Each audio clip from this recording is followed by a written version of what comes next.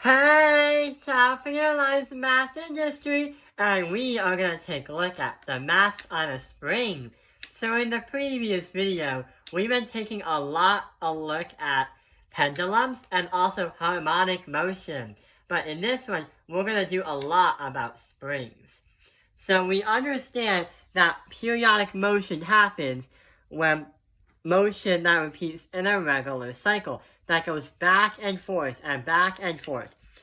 We also know that equilibrium happens when it's at rest and the net force is at zero.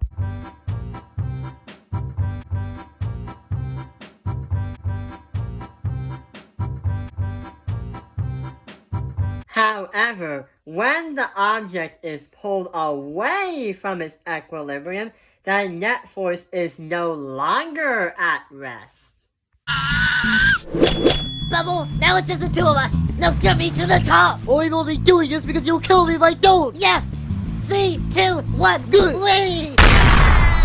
We also understood that simple harmonic motion is a force that restores the object back to its equilibrium, and it's directly proportional to the displacement of where the equilibrium or where the object was at rest before.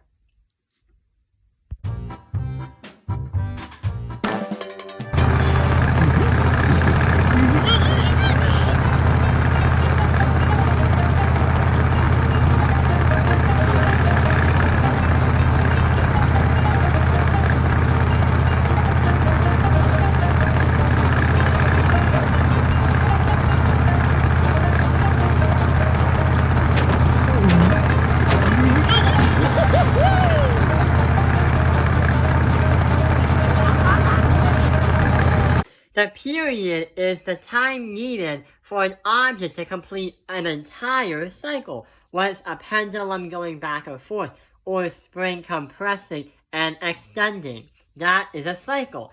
And amplitude is the max distance from the equilibrium of where it was at rest. So a pendulum could be this right here if you raise it, or a spring, you smush it because smashing it would want to make it go back.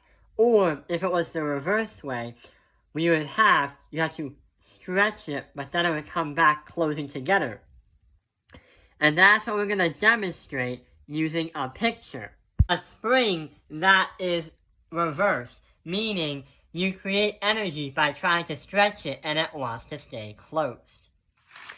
So there are two forces a spring can have. Let's picture it. So let's say this is a box, and this right here is a ceiling, but the ceiling has a spring on it. The box is going to be pulled down by the force of gravity, which makes a lot of sense. The spring wants to stay compressed. It doesn't like to stretch, because if you do, it's going to launch right back up. That is going to be the force of SP, or the force of springs. So that is going to be what happens when you try to pull it down, or when it happens. The next example is going to be when it comes right back up. What you pull will come right back up. So imagine you pull the spring a bit down. The weight goes down. Sure enough, there is still an FG trying to pull it down, but there's a greater force of FSP, or the force of springs. Which means the F net, which is going to be where the energy wants to go, or the object and the force wants to go, is going to make the spring go back into its original state. That's where the so-called simple harmonic motion is, and that's where it reaches equilibrium. That's why F net's going to go back up, because there's a greater force in the spring that it wants to go back to normal. But as the spring comes to a close, and as it gets compressed again, it squishes. The object or the weight is still attached. Of course, F of G is still going to be there, but the FSP is still also there too. Nothing is moving because you reached a net force of 0. That's because the spring and the box, or the mass or the weight, is at its equilibrium, meaning it's at rest. The spring wanted to stay compressed, and that's what it has, and that's what it is doing right now. There's no force because there's nothing moving, and there's no unequal balance of forces playing around. So therefore, our F net is 0. But that thing is, if its F net is 0, it's going to come back right out again, but at a later force. So assume that this is our spring again. It's going to go back down to original Fg and Fsp. When you do that, we are going to have the F net go down. But it's not going to be as more powerful as the last one. Due to the laws of conservation and the conservation of momentum, nothing will have the same amount of where it used to be, where it lasted.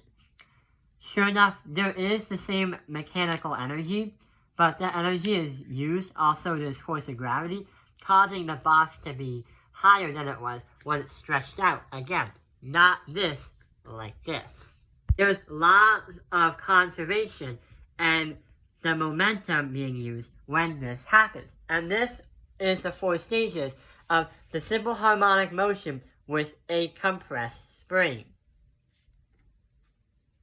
So I hope this video has helped you understand the mass on a spring.